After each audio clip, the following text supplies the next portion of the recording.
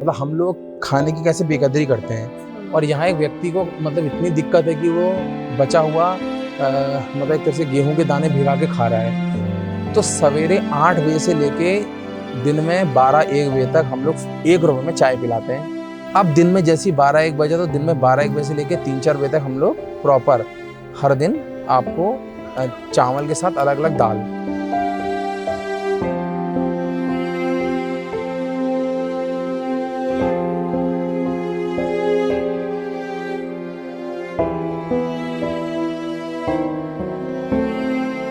फिर रात के वक्त हमने दोबारा से बस स्टैंड पे दाल चावल रोटी सब्जी जो हमारे पास कहीं से कलेक्शन आया, शादी ब्याह का या किसी भी चीज़ का भंडारे का, तो वो हमने रात को बस अड्डे में बांटा। हम लोग हर मंगलवार को ये कोशिश करते हैं कि जो भी सड़क पे गाय बैल बछिया भैंस जो भी मतलब घोड़े जो भी मतलब सड़क पे घूम रहा है, उसके लिए हम लोग 1 कुंटल चारा प्रोवाइड कर। किसी का लावारिस लाश मिली तो पुलिस वाले हमें बताते हैं कि यार ये लावारिस लाश है, इसका कोई मतलब वारिस नहीं है, तो उसका अगर अंतिम संस्कार आप करवा सकते हैं तो डायरेक्शन मिल रही होगी, कहीं ना कहीं से तो मोटिवेशन मिल रही होगी। तो ये मोटिवेशन का जो जरिया है वो नीम करोड़ी महाराज है।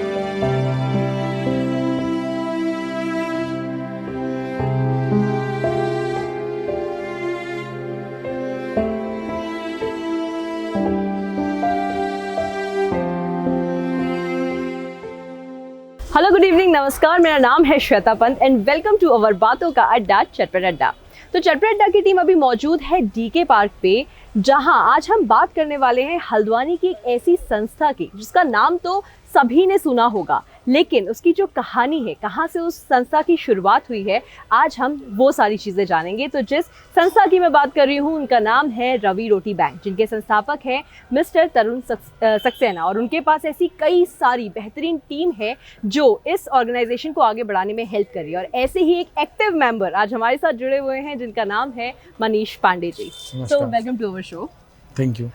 तो सबसे पहला सवाल तो हमें यही पूछना चाहिए कि रवि रोटी बैंक कब से शुरुआत हुई, रवि रोटी बैंक की, और अब तक क्या क्या अचीवमेंट्स रवि रोटी बैंक कर चुकी है? जी चलिए, तो रवि रोटी बैंक की शुरुआत अगर हम ऑफिशियली कहें तो वो 15 अक्टूबर 2018 को हुई, लेकिन इसके पहले तकरीबन 1 महीने तक रोटी बैंक के 3-4 मेंबर्स थे।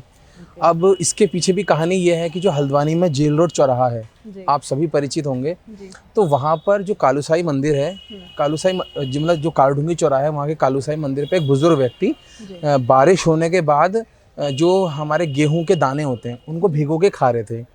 तो टीम के जो स्टार्टिंग मेंबर्स हैं उन्होंने ये सोचा कि यार मतलब हम लोग खाने की कैसे बेकदरी करते हैं, और यहाँ एक व्यक्ति को मतलब इतनी दिक्कत है कि वो बचा हुआ मतलब एक तरह से गेहूं के दाने भिगा के खा रहा है। तो वहाँ से हुआ कि हाँ हमें खाना बांटना चाहिए। तो अब जितने भी उस समय 3 या 4 ही मेंबर थे, उन 3-4 मेंबरों ने क्या किया कि जब भी किसी के घर पे खाना बचता था या फिर मतलब अगर अपना भी सामर्थ्य हुआ तो थोड़ा बहुत खाना लेके खाना बांटने के लिए वो पहुँच जाते थे। लेकिन हुआ ये कि एक बार एक बुजुर्ग ने कहा कि यार तुम लोग 3 दिन खाना लाते हो, 2 दिन नहीं लाते हो, इससे अच्छा तो मत ही लाया करो, क्योंकि तुम 3 दिन लेके आते हो तो एक उम्मीद बन जाती है कि हम को कोई खाना देने आएगा। तो ये बात भी सही थी कि आप हर दिन खाना चाहे मत दें, लेकिन अगर आप 2 दिन देंगे तो अगले दिन उम्मीद होगी, उम्मीद का टूटना ज़्यादा बुरा होता है। तो जब खाने की ये बात उन्होंने कही तो फिर ये सोचा गया कि एक प्रॉपर व्यवस्था बनाई जाए जिसके तहत चाहे 10 लोग को सही, चाहे 50 लोग को सही, खाना लेकिन रोज मिले। मतलब रवि रोटी बैंक जो नाम रखा गया, हाँ, तो रोटी ही मेन मकसद था। हाँ वही रोड, मतलब बेसिक फोकस ये था कि हम 50 लोग ही हों लेकिन उनको रोज खाना प्रोवाइड करा दें। ऐसे लोग जिनके हाथ पांव नहीं हैं या जो मानसिक रूप से अस्वस्थ हैं या जिनके बच्चों ने उनको घर से निकाल दिया है, तो ऐसे लोगों को अगर मान लिया हम खाना प्रोवाइड करा सकते हैं तो वो हमें करना चाहिए। अब इसकी व्यवस्था कैसे बनी? इसकी व्यवस्था बनाने के टोटल 3 स्टेप्स रहे।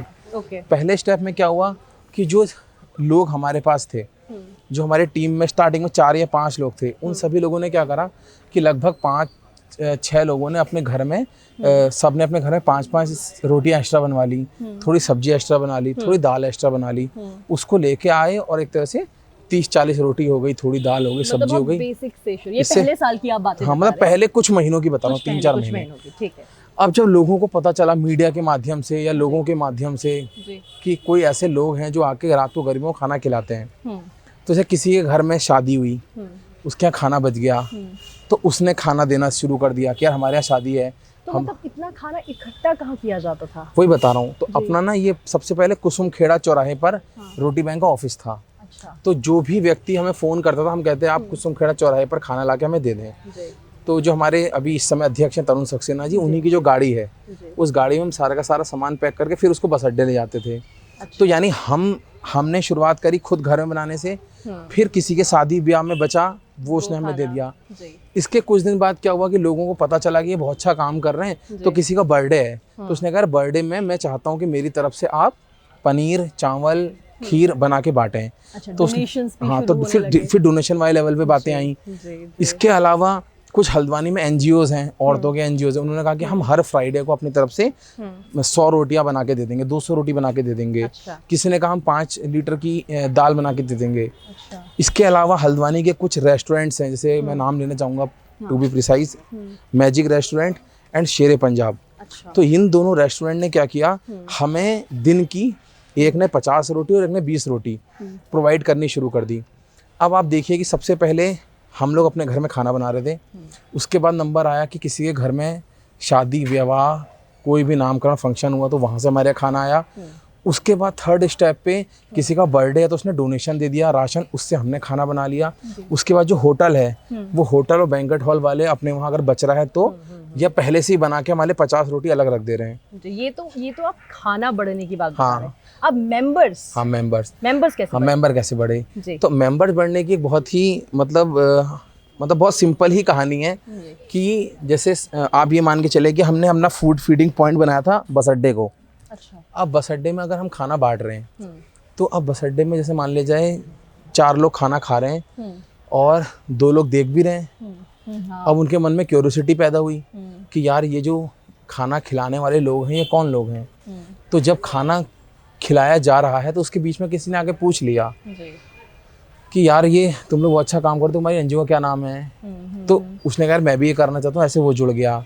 जी। और आज की तारीख में तो किसी भी चीज़ को फैलने के लिए सबसे ज़्यादा जरूरत होती है सोशल मीडिया की। बिल्कुल। तो हमने क्या किया, इसके लिए हमें मतलब बहुत लोगों ने क्रिटिसाइज़ भी किया कि यार आप खाना फूड फीडिंग की वीडियोज डालते हैं, फ़ोटो डालते हैं। लेकिन मेरा ये मानना है कि सुबह से शाम तक हम लोग इतनी नेगेटिव चीज़ें देखते हैं, हमें दिन रात हेटरेट की मतलब कम्युनलिज्म की और 10 तरह की मतलब जो गलत चीज़ें हैं वो हमें दिखाई देती हैं जो हमें नेगेटिव कर रही हैं। तो ऐसी भी तो कोई चीज़ होनी चाहिए जो हमें पॉजिटिव करे।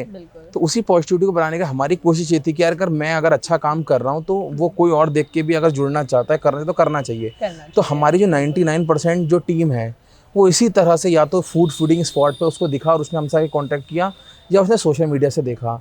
तो हमें जो डोनेशन देता है या जो हमें खाना देता है वो सब सोशल मीडिया को देख के देता है। और बाकी जो ऑन ग्राउंड मेंबर्स हैं वो या तो हमारे स्कूल के या कॉलेज के दोस्त हैं, हमारे कोई रिलेटिव टाइप के परिचित हैं, या फिर अपना जो फूड फीडिंग पॉइंट पे खाना बांटते देख रहे हो इस तरह से ये अपनी पूरी टीम बनी, मेंबर बढ़ते चले गए। ये जो नाम है, नाम पे आते हैं, पहले नाम रोटी बैंक था, फिर नाम बदल करके रवि रोटी बैंक रखा। इसकी अगर आप स्टोरी शेयर करना चाहें हमारे व्यूअर्स के साथ में। तो देखिए हमारी जो शुरुआत में पहचान बनी वो हमारी पहचान बनी रोटी बैंक नाम से, क्योंकि रोटी बैंक नाम से इंडिया के बहुत सारे स्टेट में बड़े बड़े शहरों में ऑलरेडी संस्थाएं चल रही हैं जो खाना खिलाने का काम करती हैं। लेकिन जब रोटी बैंक को लगभग 1-2 साल हो गया और जब हमने अपने आप को रजिस्टर्ड कराया तो हमारा नाम बना रोटी कपड़ा पहचान फाउंडेशन। तो स्टार्टिंग में जब हमने रोटी बैंक से खाना बांटने का काम शुरू कर दिया तो फिर अब होता है ना, जैसे आपने अपनी लाइफ में एक स्किल सीख ली तो आपको होता है कि ठीक है यार मेरे को स्कूटी चलानी आ गई, अब मैं कार भी चलाना सीखूँ, है ना। तो हमें लगा कि हमने फूड फीडिंग का जो टास्क था वो तो सॉल्व कर लिया। फिर हमने क्या करा, हमने कहा अब हम लोगों से पुराने कपड़े लेंगे उनको बांटेंगे, तो रोटी कपड़ा हो गया। फिर ऐसे सड़क किनारे ऐसे बहुत सारे लोग होते हैं जिनको हम अक्सर कहते हैं यार मानसिक रूप से अस्वस्थ है, पागल है, तो उनकी ग्रूमिंग, उनको नहलाना, इन सब चीज़ों के साफ कपड़े पहनाना, इसका काम शुरू करते हुए पहचान के तहत आया। तो इस तरह से हमारी जगह का नाम हो गया, लोगों के बीच में था रोटी बैंक, लेकिन रजिस्टर्ड हम हो गए रोटी कपड़ा पहचान फाउंडेशन। अब क्या हो गया, हमारे ही टीम के एक साथी थे स्वर्गीय रवि यादव, वो कोरोना के टाइम पर मतलब काफ़ी सक्रिय थे, उन्होंने बहुत योगदान दिया। तो उसी कोरोना पीरियड में ही अगस्त 2020 में कोरोना जब फर्स्ट वेव बिल्कुल ख़त्म ही हो गई थी, तो उनका मतलब रोड एक्सीडेंट में डेथ हो गई थी। तो हमने सोचा कि यार देखो, एक इंसान को याद करने का सबसे अच्छा तरीका क्या है कि आप अपने लाइफ का जिसको मिशन मानते हैं उससे उसको किस तरह से कनेक्ट कर लें। तो हम सभी लोग एक सेंटर पर्पस हमारा है कि हमें लोगों को खाना खिलाना है, तो वो हमारा रोटी बैंक है। तो अगर उसमें हम रवि का नाम जोड़ देते तो हमें दिन रात रवि रोटी बैंक उसकी एक याद रहती है। और उसका मतलब एक तरह से बलिदान तो बहुत बड़ा वर्ड है, लेकिन फिर भी ये कह सकते हैं हमने जो सर्विस करी समाज के लिए, तो उसको हमें याद करके हमें उस रास्ते पर आगे बढ़ना है। तो इस तरह से हमने इसका नाम रवि रोटी बैंक रखा। तो इस जो आपने 3 शब्द बताए, रोटी, कपड़ा और पहचान, 3 चीजें, तो अभी आज 5 साल बाद ये तीनों ही क्षेत्र में कितना काम चल रहा है, कितना आगे चीजें बढ़ी है, या फिर कुछ और भी ऐड हुआ है? देखिए, मुझे बताते बहुत खुशी हो रही है कि मतलब 5 साल अब पूरे हो जाएंगे हमारे, और इन 5 सालों में रोटी बैंक पहले सिर्फ शाम के वक्त हल्द्वानी बस स्टैंड में खाना खिलाया करता था, और वो भी सिर्फ मुश्किल से 100, 150, 200 लोग खाना खाते थे। आज की तारीख में अगर हम सिर्फ रोटी की बात करें तो सवेरे 8 बजे से लेके दिन में 12-1 बजे तक हम लोग 1 रुपये में चाय पिलाते हैं। अच्छा। उसमें भी क्या होता है, मंथ में कभी अगर किसी ने भंडारा करने की मतलब बात रखी तो हम लोग उसके साथ समोसे भी प्रोवाइड करा देते हैं। तो सुबह चाय समोसा हो गया। अब दिन में जैसे 12-1 बजे, तो दिन में 12-1 बजे से लेके 3-4 बजे तक हम लोग प्रॉपर हर दिन आपको चावल के साथ अलग अलग दाल। तो इसमें कोई आप कुछ पैसे भी लेते हैं या? ये मैं बताऊंगा अभी आगे, इसको आगे बताऊंगा। तो अभी यह है कि हमने दिन में दाल चावल खिला दिया, फिर रात के वक्त हमने दोबारा से बस स्टैंड पे दाल चावल रोटी सब्जी जो हमारे पास कहीं से कलेक्शन आया शादी ब्याह का या किसी भी चीज़ का भंडारे का, तो वो हमने रात को बस अड्डे में बांटा। यानी सुबह 8 से 12 बजे तक 1 रुपये में चाय, फिर 12 से 5 बजे तक जो हमारे रोटी बैंक के किचन में ही दाल चावल प्रिपेयर हो रहा है वो, उसके बाद रात को जो हमारा खाना है प्लस जो कलेक्शन आया है कहीं से बच के, उस सबको मिलाकर हम फ्री ऑफ कॉस्ट बस अड्डे पे बांट देते हैं। तो अभी टोटल हम अगर सब कुछ मान लें, चाय पीने वाले, खाना खाने वाले, रात को खाना खाने वाले, फल खाने वाले, अराउंड 700 to 800 रोज़ सुबह से रात तक चाय समोसा फल मिठाई खाना सब खा रहे हैं। अब आती है बात कपड़ों की। तो कपड़े को हमारा क्या सीन है कि हम साल में मतलब फरवरी मार्च से आप मान के चलें कपड़े कलेक्ट करना शुरू कर देते हैं। बाकी हमारा टाई अप रिलायंस से भी है, जो रिलायंस हल्द्वानी का स्मार्ट बाजार है, और रुद्रपुर का भी जो रिलायंस से all in all tie up है। तो रिलायंस के वहाँ क्या है कि एक हमारे ना एक वो लगे हुए हैं, डोनेशन बॉक्स लगे हुए हैं कपड़े के। तो वहाँ पर लोग आते हैं तो अपने पुराने कपड़े डाल के चले जाते हैं, तो वहाँ से हमें कपड़े मिलते हैं। तो अब हम क्या करते हैं कि बेसिकली ज़्यादातर तो हम जैसे जाड़ों का समय होता है उस समय हम ये कपड़े बांट देते हैं।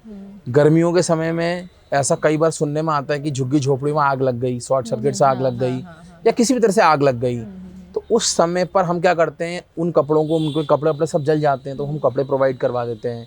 इसके अलावा हम अभी मतलब पिछले कुछ टाइम से हमने इसको और चैनलाइज करने की कोशिश की है।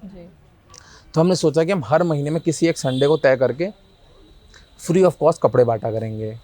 ओके, तो आई थिंक ये बात मैं व्यूवर्स से कहना भी चाहूँगी कि जो भी लोग हमें सुन रहे हैं, रवि रोटी बैंक के साथ आप यहाँ डीके पार्क में आके जुड़ सकते हैं। आप हमारे बैकग्राउंड में देख सकते हैं कि यहाँ पे इनकी रसोई है जहाँ पे सारा खाना प्रिपेयर होता है। और जैसे कपड़े की बात अभी बताई इन्होंने, तो अगर आपके पास भी ऐसे कोई भी डोनेशन लायक कपड़े हैं तो आप यहाँ पे आ सकते हैं। यहाँ के जो भी मेंबर्स आपको मिले उन्हें वो कपड़े दे सकते हैं, और क्या पता आपकी एक छोटी सी मदद से किसी का भला हो जाए, तो आप भी इसका हिस्सा बन सकते हैं। तो दूसरी चीज़ हो गई कपड़ा। तीसरा जो पहचान मुहिम है, उस पहचान मुहिम के तहत अगर हमें ऐसा कोई व्यक्ति नज़र आता है जिसकी ग्रूमिंग की ज़रूरत है तो हम वो चीज़ करते हैं। अब ये 3 तो हमने शुरुआत करी थी। इसके अलावा अब हमने क्या क्या मुहिम शुरू करी है। चौथी से हमने मुहिम शुरू की है गौ सेवा की।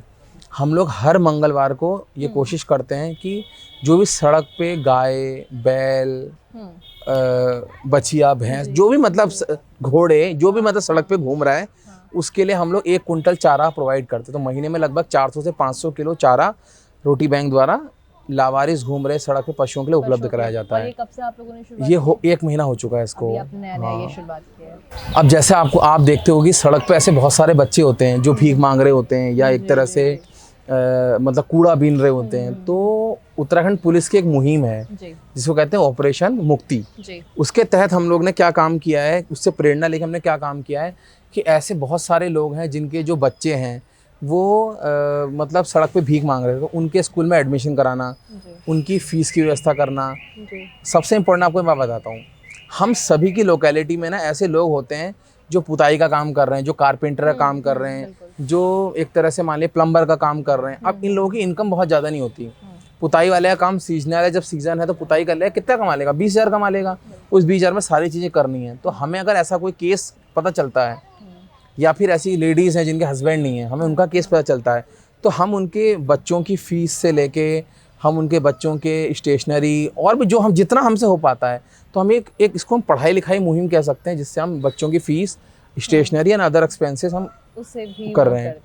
इसके बाद जैसे गर्मी का सीज़न चल रहा है, तो गर्मी के सीज़न में हम हर मंगलवार को प्रयास करते हैं कि लगभग 10 से 15 लीटर बुरांस का शरबत हम लोगों को प्रोवाइड करा रहे हैं। जैसे किसी का लावारिस लाश मिली, तो पुलिस वाले हमें बताते हैं कि यार ये लावारिस लाश है, इसका कोई मतलब वारिस नहीं है, तो उसका अगर अंतिम संस्कार आप करवा सकते हैं, तो हमारे हल्द्वानी के, जैसे मैं उनका भी नाम मेंशन करना चाहूँगा, SK गुप्ता नर्सिंग होम है, तो उनकी जो मतलब एक तरह से ओनर हैं या मतलब जो मेन डायरेक्टर हैं अदिति जैमन, तो उनको हम इन्फॉर्म कर देते हैं, तो वो उस अंतिम संस्कार का जो भी खर्चा आता है वो उसकी व्यवस्था करती है और हम हमारे वॉलंटियर जाकर अंतिम संस्कार करवा देते हैं। तो मतलब हमारे सामने तो जो प्रॉब्लम दिखती है, फीस हो, कपड़ा हो, खाना हो, किसी का अंतिम संस्कार कराना हो, किसी को, अब जैसे एक और मैं मिस कर रहा था, याद आ गया, जैसे किसी का डिलीवरी होने वाली है या किसी का एक्सीडेंट हो गया है, तो हमारी लगभग 200 लोग की टीम है आज।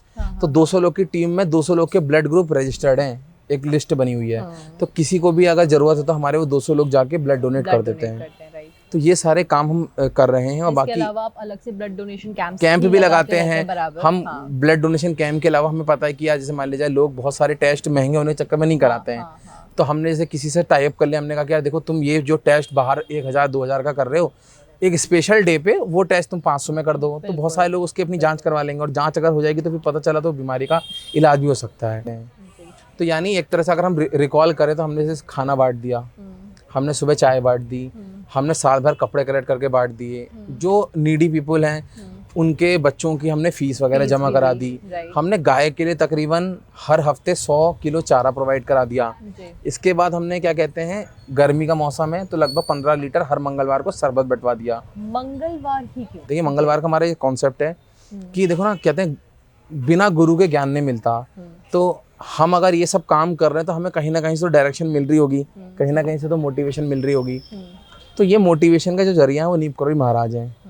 अब क्योंकि नीम करोली महाराज को हनुमान जी का अवतार कहा जाता है या फिर हनुमान जी के वो भक्त हैं, तो अब हमने हनुमान जी का दिन जो मंगलवार होता है, तो हमने सोचा कि यार हफ्ते में एक दिन करना तो उसी दिन कर लेते हैं। तो उसका यही लॉजिक है एक तरह से। नीम करोली बाबा जी के वो हैं।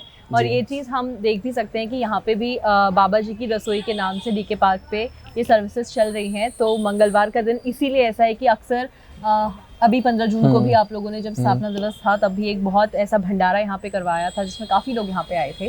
तो अब एक कहानी ये भी ज़रूरी है कि डीके पार्क में पहले ऑफिस कहीं और था, तो डीके पार्क में आकर रवि रोटी बैंक क्यों अपनी सर्विसेज देने लगे? हम सभी जब अकेले होते हैं तो हमें एक कमरा और एक बिस्तर काफ़ी रहता है, लेकिन हमारी अगर फैमिली बढ़ेगी और हमारी जिम्मेदारियां बढ़ेंगी तो हमें चीज़ों की ज़रूरत पड़ती है। जब तक रोटी बैंक सिर्फ शाम के वक्त खाना खिलाया करता था, वो भी किसी अपने घर में बना के खिला देता था, तो हमें जगह की ज़रूरत नहीं थी। अब आप सोचिए, हम सुबह 8 बजे से हमारा चूल्हा जल जा रहा है, 8 बजे तो चाय बट रही है, हमारा चूल्हा सुबह 7 बजे जल जा रहा है, और सुबह 7 बजे से पहले चाय, फिर खाना, फिर रात का खाना, फिर शरबत और भंडारा है तो उसके लिए व्यवस्थाएं। तो अब हमें एक प्रॉपर स्पेस चाहिए जहां हमारा किचन हो, हमारा चूल्हा हो, हमारा राशन का गोडाउन हो। अब हम रोज़ रोज़ तो 5 किलो 10 किलो है नहीं, हम हर दिन खाना खिला रहे तो महीने का 300 400 किलो चावल, दाल, तेल, मसाले सबकी ज़रूरत पड़ती है। तो अब क्या है कि ये सब को स्टोर करने के लिए हमें एक जगह चाहिए थी। तो पहले हमने लगभग 3 साढ़े 3 साल खुद की रेंटेड प्रॉपर्टी में हमने खुद उसका रेंट भर के एक किचन बनाकर वहाँ पर हमने काम किया। लेकिन जब हमें ऐसा लगा कि यार अब हमें एक ज़रूरत है किसी जगह की, तो इसी बीच कोरोना के टाइम पे हमने हर दिन लगभग 2000 पैकेट खाने के बांटे। जहाँ कोई नहीं जा रहा था, हम उन एरियाज़ में जाते थे। हमें अपनी कोई जान की परवाह नहीं थी, हमें कोई टेंशन नहीं थी कि भाई हमारा क्या होगा। हमें था कि यार हम सही रास्ते पे हैं तो ईश्वर हमारा साथ देगा। तो ये सारी चीज़ जब पुलिस ने, डीएम ने, मेयर साहब ने, सबने मतलब नोटिस करी। काम देखा, बिल्कुल। तो उनके पास हमने जब अपनी बात रखी कि हम ये सब काम कर रहे हैं और हमें एक प्रॉपर जगह की ज़रूरत है जहाँ हमारे पास किचन हो। उसके साथ साथ हम जैसे अभी बेस अस्पताल के बाहर खाना खिलाते थे दिन में, अब वहाँ धूप में, बारिश में लोग भीग रहे होते थे खाना खाते हुए, तो बहुत एक अच्छा हाइजीनिक भी इन्वायरमेंट नहीं था। तो एक तरह से लोगों को खाने के लिए एक अच्छा इन्वायरमेंट मिले और हमें भी खाना बनाने के लिए एक प्रॉपर इन्वायरमेंट मिले, इस सब के लिए हमने उनके सामने मांग रखी, जो उन्होंने बहुत अच्छी तरह से ली और हमें ये 2 साल के लिए डीके पार्क उन्होंने दिया। और ये प्रॉपर आप जो पीछे किचन देख रहे हैं वो भी बनाया और पूरी हमारी उन्होंने हेल्प करी हर तरह से। तो इस तरह से तो हमारा किचन स्थापित हुआ। अब डीके पार्क में ही क्यों, ये किचन तो कहीं भी बन सकता था। अब ये जो आप डीके पार्क देख रहे हैं, ये डीके पार्क आज से जस्ट 1-1.5 साल पहले, मतलब जितने भी गलत काम आपके दिमाग में आते हैं, जो इलीगल काम हो सकते हैं, जैसे आपका यहाँ पर ड्रग बेचने का काम हो गया, उसके बाद आपका क्या कहते हैं, लोग इसमें यहाँ जुआ खेलते थे, ठीक है, इवन प्रोस्टिट्यूशन की हरकतें भी यहाँ पर से संचालित की जाती थी। तो ये एक ऐसा एरिया था जहाँ यहाँ के लोकल लोग आने जाने से घबराते थे या नहीं आना चाहते थे। उसके अलावा एक प्रॉब्लम और यहाँ पर क्या थी कि जो लोकलाइट्स थे, अब लोकलाइट्स एक चेहरा चाहते थे कि यार वो कहना तो चाहते थे कि हमारे क्षेत्र में गड़बड़ी हो रही है, लेकिन अब वो किससे कहें या कैसे कहें। अब जब हम उन्हें दिखे तो उन्होंने कहा कि आप एक काम करो, आपको जगह की ज़रूरत है और हल्द्वानी में जो ये जगह है ये एक तरह से बहुत ही ख़राब सी जगह है जहाँ कोई आना नहीं चाहता। तो अगर आप इस बात को आगे बढ़ाएंगे, तो अगर आपके यहाँ किचन बन गया, तो आपका किचन तो चाहे हल्द्वानी में कहीं भी बने, इससे आप ही का फ़ायदा है। लेकिन डीके पार्क में अगर किचन बन गया तो इस जगह का फ़ायदा है, हम लोग के घर का फ़ायदा है, लोगों को एक अच्छा पार्क मिल जाएगा। तो फिर हमने ये डीके पार्क को लिया और आज ईश्वर की कृपा है कि अब यहाँ पर 95%, अभी भी कुछ परसेंट है, लेकिन 95% अब यहाँ पर कोई भी नशा करने वाले लोग नहीं आते, गलत तरह के लोग नहीं आते और अभी चीज़ें काफ़ी बेहतर चल रही हैं। बिल्कुल। और ये आप यहाँ आके देख भी सकते हैं कि इवनिंग में लोग वॉक करने आते हैं, या एक रास्ता भी है 2 जगहों को जोड़ने का, तो अब यहाँ पे सेफ्टी भी है। और ये वही बात हो गई कि एक अच्छे काम की जब एक शुरुआत होती है तो उससे आसपास की बहुत सारी ऐसी अच्छी अच्छी चीज़ें जुड़ती जाती हैं। और जैसा कि रवि रोटी बैंक के बारे में हम ये चीज़ें सुन रहे हैं और आपने बहुत बार सुना होगा, आज एक स्टोरी है, ये कहानी आप लोगों को पता चल रही है कि कैसे शुरुआत हुई, कैसे आइडिया आया, कैसे इतने सारे मेंबर्स जुड़े हुए हैं जो दिन रात मेहनत कर रहे हैं। और जैसा कि इन्होंने भी बताया कि सुबह से रसोई शुरू हो जाती है और रात तक वो चलती है, तो सोचिए कितने सारे लोगों को इससे मदद मिल रही है। तो अपने आखिरी सवाल पे आती हूँ आपसे, एक ऐसा किस्सा जानना चाहूँगी रवि रोटी बैंक का, जो ये सर्विसेज इतने टाइम से प्रोवाइड कर रहे हैं, उसके ज़रिए कितने लोगों की लाइफ बदली है, कितनी, तो ऐसे कोई 1-2 कहानी अगर आप शेयर करना चाहें तो। देखिए, हमें तो हर दिन ही ऐसी कहानियाँ मिलती हैं जो कहीं ना कहीं एक नॉर्मल इंसान को ये महसूस करा सकती है कि अगर वो अपने लेवल पे कुछ करना चाहे तो कितना बड़ा इम्पैक्ट डाल सकता है। तो मैं बहुत सारी कहानियाँ तो नहीं, एक कहानी बताना चाहूँगा कि अभी जस्ट हमें मतलब 2-3-4 महीने हो रहे हैं, हम लोग बस अड्डे पे खाना बांटते थे, तो हमने देखा कि एक बच्चा है और उसके फादर हैं, वो सड़क किनारे सोते हैं और वो सड़क किनारे सोते हैं, लेकिन जैसे हम लोग खाना बांटने जाते हैं तो वो हमारे हेल्प करने लग जाते हैं, बर्तन उठाने से लेके प्लेट सर्व करने से लेके पूरे उस सिस्टम में। तो बाद में चला कि जो लड़का है उसकी मदर की कैंसर से डेथ हो गई है और अब वो बच्चा और उसके फादर हैं, और उसके फादर भी जब मजदूरी करने जाते हैं तो अपने बेटे को साथ लेके जाते हैं।